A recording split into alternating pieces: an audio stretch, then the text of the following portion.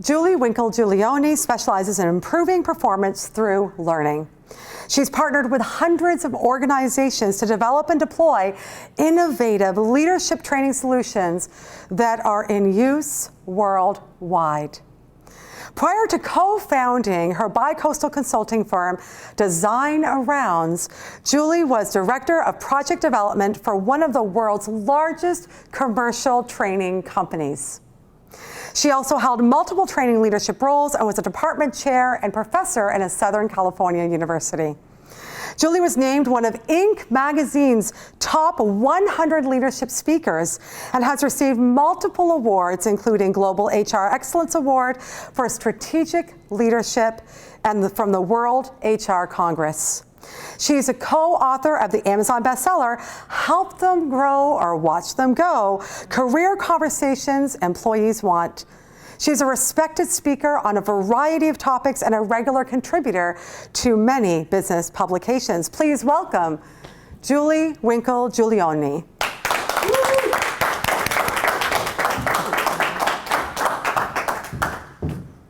I'm just thrilled to be here. And just to get to know you a little bit, let me ask a question, just a show of hands. How many of you would say you get up in the morning, go to work, and have the intention of running a C- operation? Just raise your hands.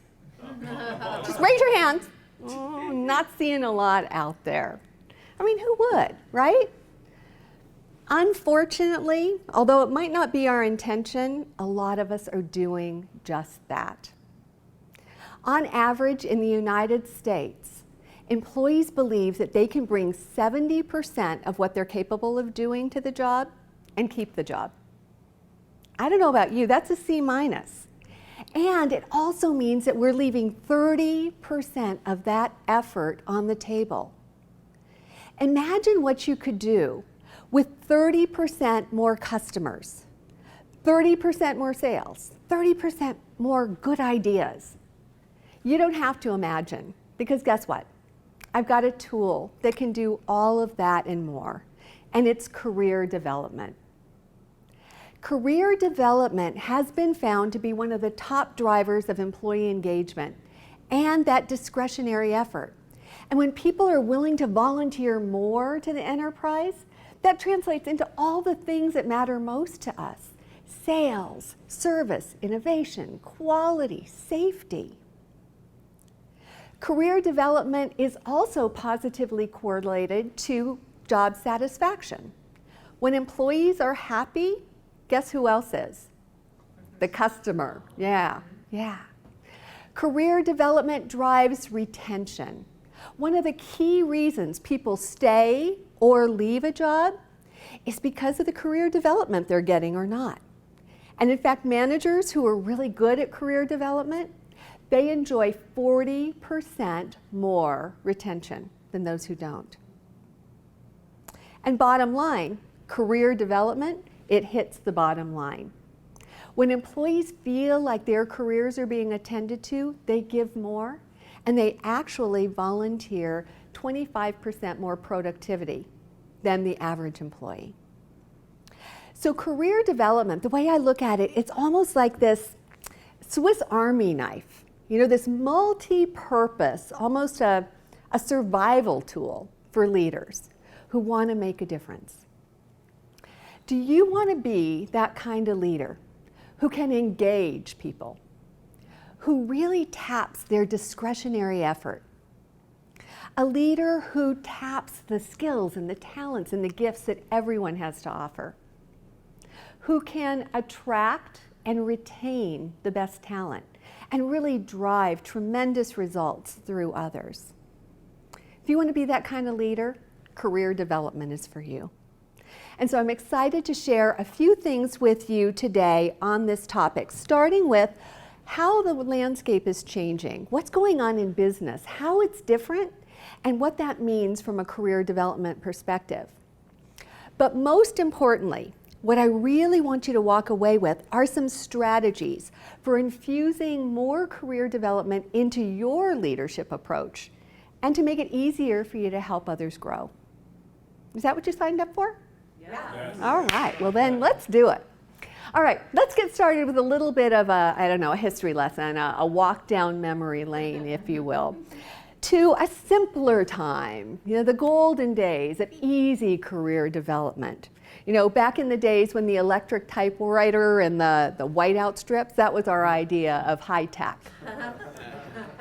Back in those days, there was this thing, this rock solid employment contract. Companies, they were stable and they made a lifelong commitment to their employees. And the employees, they reciprocated. They were loyal and they were patient. Many ended up retiring from and getting that golden watch, from that one and only employer that they had ever worked for. Career development, it was easy. It was predictable. Every 18 to 24 months, the folks on the advancement track would be tapped on the shoulder and invited to take their next step upward. Life, employment, careers, it was easy back then. Fast forward to today, and frankly, the foreseeable future. Stability is not a word we hear a lot when we talk about the landscape here. In fact, of the Fortune 500 companies that were established back in the 50s, only 60 remain. Stability is not what we've got by any stretch of the imagination, and employees know it. Years of downsizing and right-sizing and outsourcing and all of those other things that they've experienced have left employees feeling like that employment contract, it's broken. Probably forever. It's kind of every man for himself out there when it comes to career development. You add to that this gig economy that is growing daily. Right now, 16 million of us are independent operators, and that's growing. Over the past years, we've delayered management. There are fewer and fewer individual levels of management. Baby boomers not only have the audacity to live longer,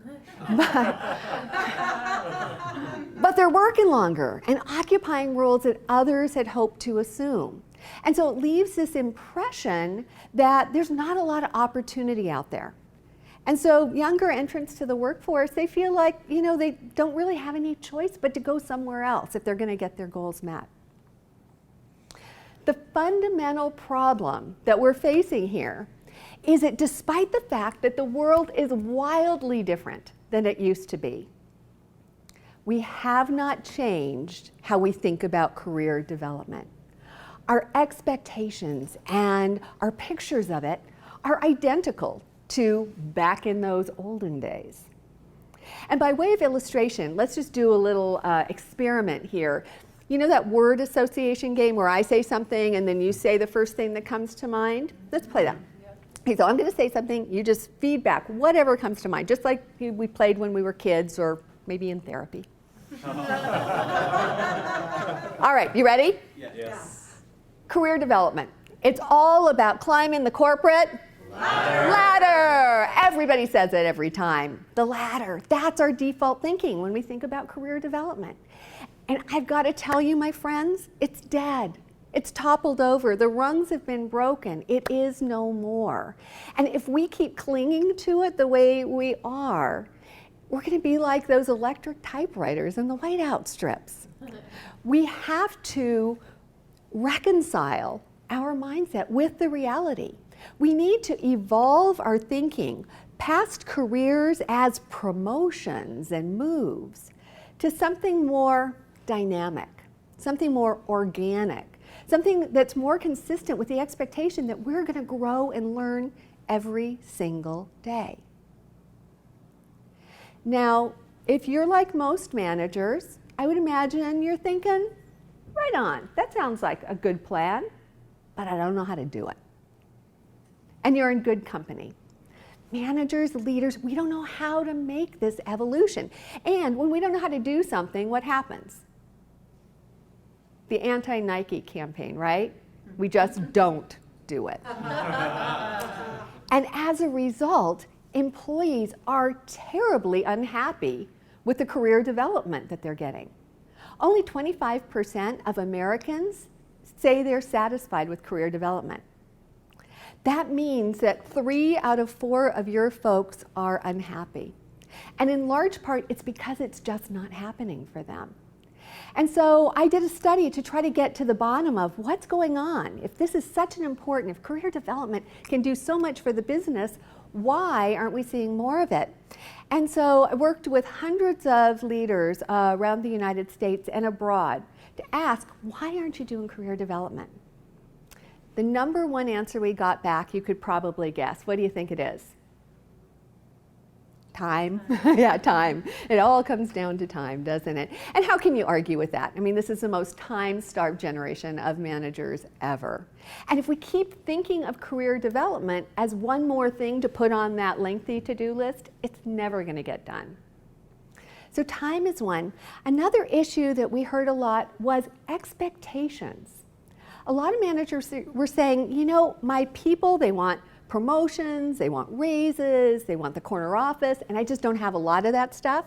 So I don't want to muck around with this. I don't want to stir things up and make them even more unhappy than they already are. The problem is that's an erroneous assumption. When I interviewed employees and asked, what do you want out of a career conversation with your boss? The number one response will absolutely blow you away. It's creative ways to use my skills and talents. Creative ways to use my skills and talents. What leader would not welcome that from their folks? What organization wouldn't thrive if we were doing that? But because we have that wrong set of beliefs, we're holding back and not doing the career development that we ought to. The most disconcerting responses that I would get, though, fall into this whole other category, because I'd sit down with the manager and say, you know, why don't you engage in career development? And they would say, whoa, what do you mean? I am all about the career development. I completed the form, I hit the submit button, I met the deadline, I did the process, I am career development. Clearly getting a little confused between the artifacts of development and the true art of it. When you think about the people who helped you to grow and develop most, when you think about the people who really helped you to get to where you are today, I'll bet you're not thinking, wow, they were really good at doing those forms. They were good at some other stuff. They were good at showing an interest in you.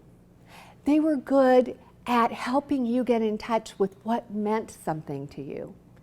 They were good at listening and giving feedback and helping you find opportunities.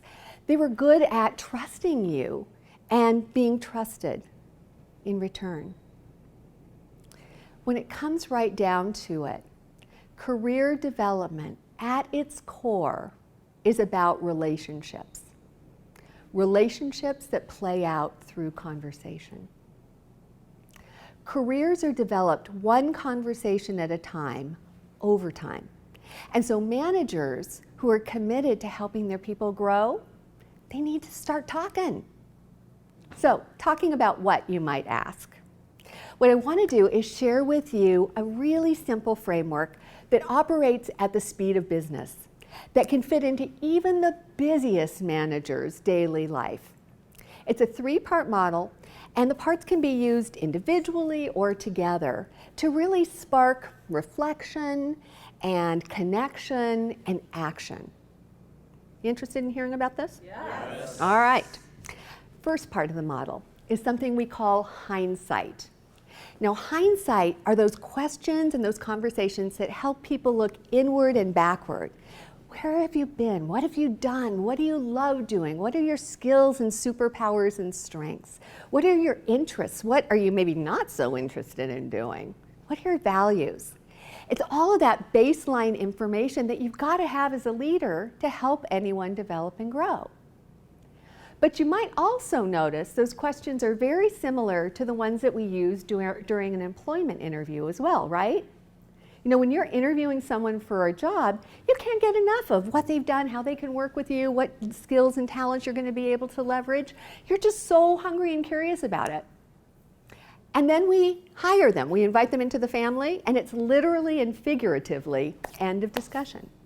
Why can't we keep that interview going? We can. And that's what hindsight is all about. So if hindsight is about looking inward and backward, foresight is about looking outward and forward. These are questions about what's going on in our business. What are the needs of the business? What about our industry? What direction is that taking? And what about the broader world even than that? You know, what's going on economically, socially, politically, environmentally that could have an impact?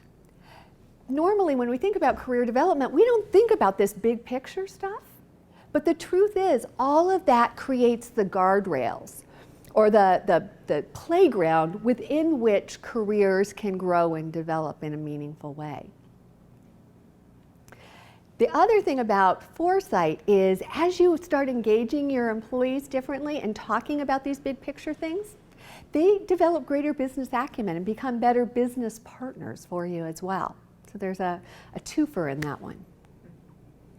So we've got hindsight, the backward look, the inside look. We've got foresight, the outward and forward look. Where those two overlap is what we call insight. And that's this sweet spot to be mined for possibilities, for opportunities, for actions, and for learning. Hindsight, foresight, and insight. It's truly that simple.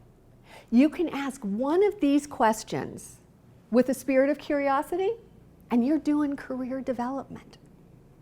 And the beauty of this kind of a question-based approach to career development is that as a leader, you don't have to have all the answers.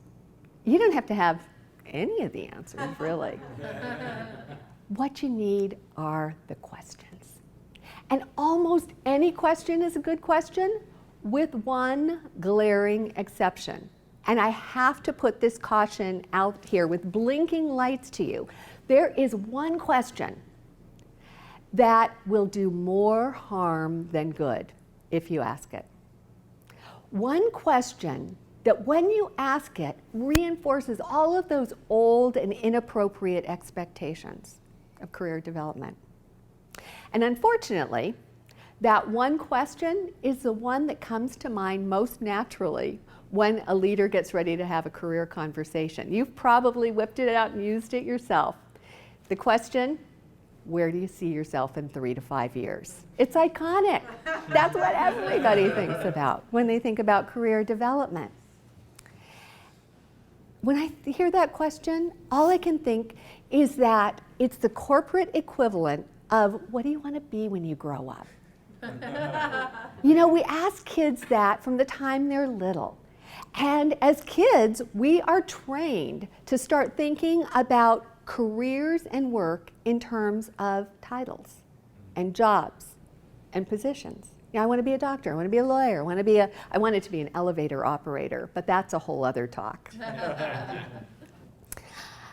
So the problem is, then we're surprised as leaders when somebody comes to us as an employee and they want to be the vice president of this, or the director of that, or the manager of this other thing. We were trained to think like this. But the problem is, when we go to a conversation about what somebody wants to be, that conversation is immediately limited and limiting. Because when we get into the space of being, we have to confront the reality that, really, there are only a finite number of particular positions. And who knows whether it's even going to be available when somebody is ready for it. Who knows if the position I'm striving for, that I might be working toward, will even be there when I'm ready to assume it. You'll be surprised to hear that 85% of all the jobs that will be available to us in the year 2030, those jobs have not yet been invented. So if we continue to cultivate these being conversations, we are shutting people down and closing off opportunities. We have to evolve beyond talking about what people want to be when they grow up, and start talking about what people want to do. We need to ask questions like, what is your definition of career success? What kind of work do you want to be doing? Under what kinds of circumstances and with whom? What problems do you want to solve? What challenge do you want to take on? What kinds of customers might you want to work with, or technologies do you want to help evolve? What talents do you want to bring to bear? What do you want to learn? When we get into the space of doing, suddenly we can have an expansive, possibility-filled conversation. Because the truth is, as leaders, you may not have any control or power over a promotion or a lateral move. But what is squarely in your sphere of influence is that person's job.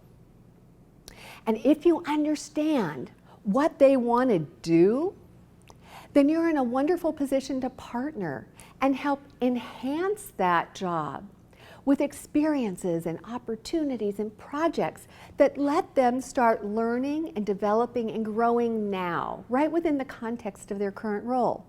No reason to make anybody wait until some mythical move is available. Let's start developing right now.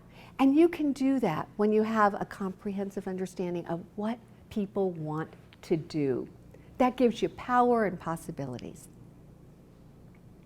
So, we've talked today about the changing business landscape and what that means for career development. We've also talked about how you can use conversation as a tool to drive development and growth in your folks. If you want to be the kind of leader that can tap that discretionary effort, that can tap into the engagement and the satisfaction that people want to bring to their work, if you want to be the kind of leader who can attract and retain top talent and drive business results through others, I have some advice for you. And it's pretty simple. It's 3 words. Are you ready? Mm-hmm. Yes. Here's what it boils down to. Help them grow.